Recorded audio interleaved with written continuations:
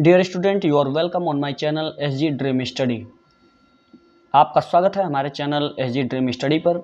आज हम देखेंगे हिंदी में पास होने के एक बम्पर ट्रिक, महत्वपूर्ण ट्रिक के बारे में। जो बात आज हम बताएंगे आपको, कितना नंबर आपका कवर हो जाएगा, कैसे कैसे क्या हो जाएगा, आपको क्या क्या तैयार करने की आवश्यकता है, कैसे आप किस ट्रिक से आप एकदम तैयार कर लेंगे कि आपको इसमें पास होने से कोई नहीं रोक सकता। पास होने के बाद तो दूर, इसमें आपको टॉप करने से कोई नहीं रोक सकता। तो ऐसी चीज़ होगी आज। इसमें देखिए 4 बॉक्स हमने बनाए हैं। इन 4 बॉक्सों का मतलब ये है कि जैसे निबंध के आपके 7 नंबर मिलते हैं, पत्र लेखन के आपके 4 नंबर मिलते हैं, जीवन परिचय के आपके 10 नंबर मिलते हैं, पूरा मिला के कितना हो गया 21 नंबर। ये 3 चीज़ें तैयार करना है, आपको कितना मिलेगा 21 नंबर। गद्यांश और पद्यांश से नंबर आते हैं, संस्कृत गद्यांश पद्यांश से नंबर आते हैं। ये हिंदी का गद्यांश पद्यांश होगा और ये संस्कृत का गद्यांश पद्यांश होगा, संदर्भ सहित और अनुवाद करने के लिए देता है। इसके आपको नंबर मिलते हैं 22 नंबर। तो ये बहुत हल्का चीज़ है। ये निबंध लेखन भी बहुत हल्का चीज़ है, इसमें अपनी थिंकिंग का आप बराबर यूज कर सकते हैं। पत्र लेखन में भी अपनी थिंकिंग का यूज कर सकते हैं। एक बार आपको लिखने का आइडिया मिलना चाहिए कि कहाँ पे कैसे शुरू किया जाता है और अंत कैसे किया जाता है। बीच का मैटर आप पर डिपेंड करता है कि आप कैसे लिखते हैं। जीवन परिचय में आपको जन्म मृत्यु और थोड़ा सा हल्का फुल्का अगर पता है तो किसी भी लेखक का जीवन परिचय आप याद कर सकते हैं। इसके भी आपको 21 नंबर खटाक से मिलेंगे। अब देखिए, खंड काव्य, श्लोक और संस्कृत प्रश्नोत्तर से आपको 7 नंबर मिलते हैं। इसके आपको 7 नंबर बनेंगे। तो खंड काव्य एक निश्चित होता है, वही आना ही है। दूसरा कोई खंड काव्य 4-5 तो होते नहीं हैं। और इसके बाद श्लोक को पूछता है कि आपको श्लोक पूछता है, आपको श्लोक पूछता है। अपने मन से कोई भी श्लोक लिखिए जो कि आपके संस्कृत के उस पेपर में न आया हो, वो श्लोक लिखिए। तो उन आपको 2 श्लोक याद कर लेना है, 2 में से एक श्लोक भी आपको लिख देना है, उसके नंबर मिलते हैं। संस्कृत प्रश्नोत्तर पूछता है जो कि आपके लेसन आपने पढ़े हुए हैं, उस लेसन से संबंधित संस्कृत प्रश्नोत्तर पूछता है। इस तीनों के आपको 7 नंबर मिलते हैं। इसके बाद MCQ, मल्टीपल चॉइस क्वेश्चन कि आपको 20 नंबर मिलते हैं। ये आप खूब बखूबी जानते हैं, जो कि आपके कुछ ग्रामर से रिलेटेड होते हैं, कुछ लेखकों से रिलेटेड होते हैं, यानी कि जो आपके जो युग होते हैं तो उससे रिलेटेड होते हैं। तो ये 4 चीज़ें ऐसी हैं। तो कुल मिला के आपका दिख रहे हैं 21 हो गया, ये 22 हो गया, कितना हो गया 31 हो, ये आपका 33 कितना हो गया ये 40 और 3 43 हो गया। 43 ये और 7 ये कितना हो गया आपका, कितना हो गया 43 और 7 आपका कितना हो गया 50। 50 और 20 आपको 70। ये पूरे के पूरे आपको नंबर 70 के 70 मिलेंगे। 30 नंबर आपको विद्यालय से मिलता है, ये आप अच्छी तरह से जानते हैं, जो आपके प्रोजेक्ट वगैरह पे मिलता है। इसके बाद फिर देखिए, अब इसमें शामिल क्या है। निबंध के लिए बात किया जाए, जो भी हमने ऊपर बताया है उसमें आपको कौन कौन सा चीज़ चुनना है, बस यही याद करना है। इसके अलावा कुछ मत याद कीजिएगा, कोई प्रॉब्लम नहीं होने वाला है। निबंध जो है आपको मुख्य रूप से निबंध, आतंकवाद, समस्या और समाधान, स्वच्छ भारत मिशन, विज्ञान वरदान या अभिशाप, ठीक ना, विज्ञान के चमत्कार भी करके दे सकता है, मतलब विज्ञान से रिलेटेड एक रहेगा, एक आपके स्वच्छता अभियान से रिलेटेड रहेगा, ठीक ना, और एक आतंकवाद से रिलेटेड रहेगा। और जनसंख्या की बात, बढ़ती जनसंख्या या जनसंख्या वृद्धि वगैरह ऐसे, तो ठीक ना, जनसंख्या एक अभिशाप अगर ऐसे ऐसे भी करके देता है। तो इस तरीके से कारण निवारण, इसका कारण क्या है जनसंख्या बढ़ने का और इसका निवारण क्या है, इससे पूछता है आपको। तो ये चीज़ क्या है आपकी निबंध से, जिसके मैंने ऊपर बताया है कि कितने नंबर मिलते हैं आपको 7 नंबर। अब देखिए आगे पत्र लेखन की बात रही, तो पत्र लेखन में जिसके कितने मिलते हैं आपको 4 नंबर मिलते हैं। नियुक्ति आवेदन पत्र आपको लिखना होता है कि किसी की नियुक्ति करनी है तो उसके प्रति आवेदन पत्र, कहीं नियुक्ति आपको लेना है तो आवेदन पत्र कैसे आप आवेदन करेंगे। बैंक से किसी व्यवसाय के लिए आपको कर्जा लेना है यानी ऋण लेना है, तो इसके लिए कैसे आप एप्लीकेशन डालेंगे, आवेदन पत्र कैसे डालेंगे। ये 2 चीज़ें आप इसमें पत्र लेखन में तैयार कर लीजिएगा, आपको कोई समस्या नहीं होगी। आगे फिर अगर देखा जाए तो जीवन परिचय में लेखक का जीवन परिचय अलग पूछता है, कवि का जीवन परिचय अलग पूछता है। तो लेखक के जीवन परिचय में आप एकदम ज़बरदस्त तरीके से तैयार कर लीजिएगा जयशंकर प्रसाद का, और इनके साथ साथ इनकी कृति मतलब इनकी रचनाएं भी आप तैयार कर लीजिएगा, इसके साथ साथ लिखा जाता है, ठीक ना।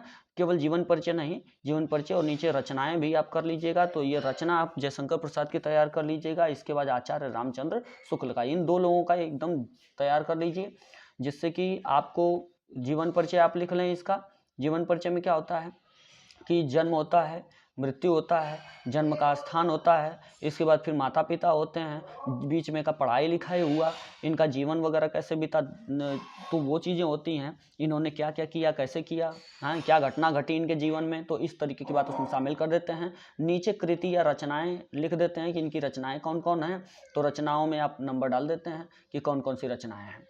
आगे बात करें तो जीवन परिचय कवि का भी लिखेंगे, तो इसके साथ भी आप क्या करेंगे, रचनाएं, ठीक ना।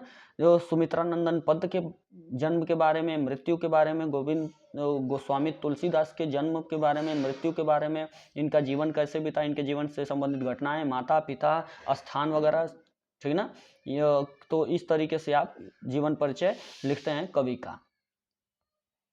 अब बात रही इसके बाद आपको लेखक और कवि का जीवन परिचय, आप इन दो लोगों का तैयार कर लीजिएगा। ऐसे रचनाएं वगैरह नीचे लिख दीजिएगा, जो भी रचनाएं आपको पता हो कि इनकी ये रचना है, मतलब ये चीज़ें लिखे थे। तो अब देखिए आगे है कि महत्वपूर्ण गद्यांश, गद्यांश और पद्यांश, ठीक ना। तो ये गद्यांश किससे रहेगा आपका, ये आप जानते हैं कि ममता लेसन से, मित्रता लेसन से, भारतीय संस्कृति, ये 3 लेसन एकदम चुन लीजिएगा, बाकी लेसन को आप छोड़ भी देंगे, कोई समस्या नहीं होने वाली है। ममता, मित्रता और भारतीय संस्कृति, ये 3 लेसन तो एकदम ज़बरदस्त तरीके से आप इसको तैयार कर लीजिएगा।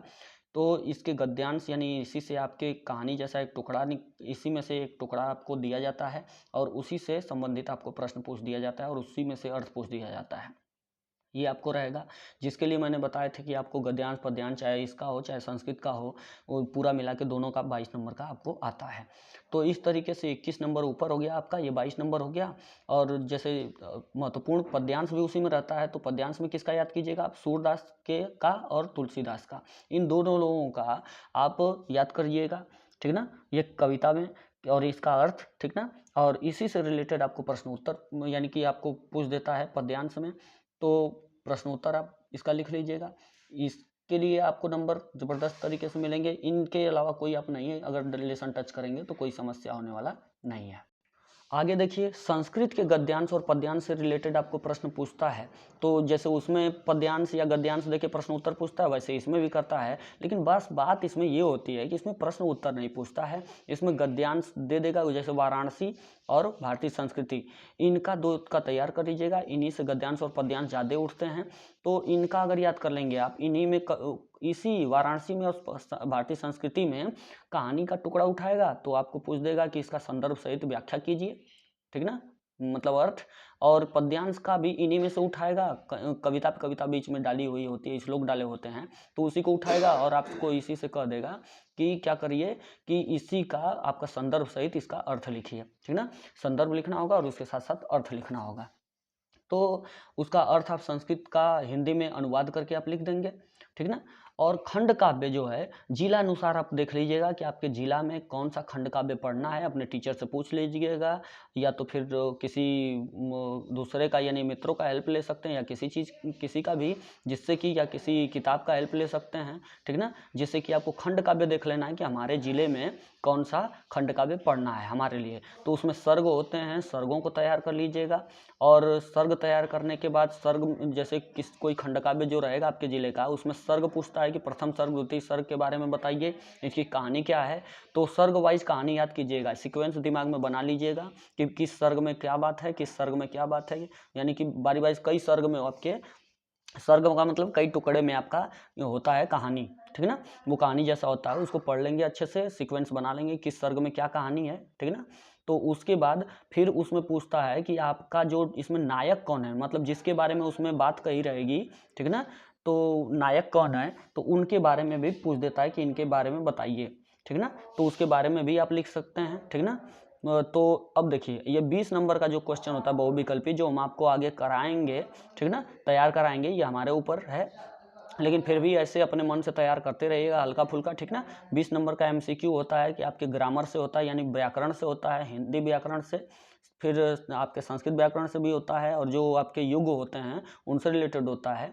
तो इस तरीके से ये सारी चीज़ें आप तैयार ज़रूर कर लीजिएगा, और जिससे कि आपको ये, जैसे मैंने बताया है कि 70 के 70 नंबर आपके पूरे हाथ में हो सकते हैं। आप ये नंबर, आपका नंबर एग्जामिनर लेके बैठा रहता है, आप उससे कैसे छीनेंगे ये नंबर, अपना हक कैसे लेंगे, ये इसी प्रकार से लेंगे कि इतना चीज़ आपको तैयार कर लेंगे तो आपसे कोई नंबर छीनने वाला नहीं है। तो ठीक है, तो इस चैनल पे बने रहिएगा। यदि आप नए हैं तो इस चैनल को सब्सक्राइब कीजिएगा। धन्यवाद।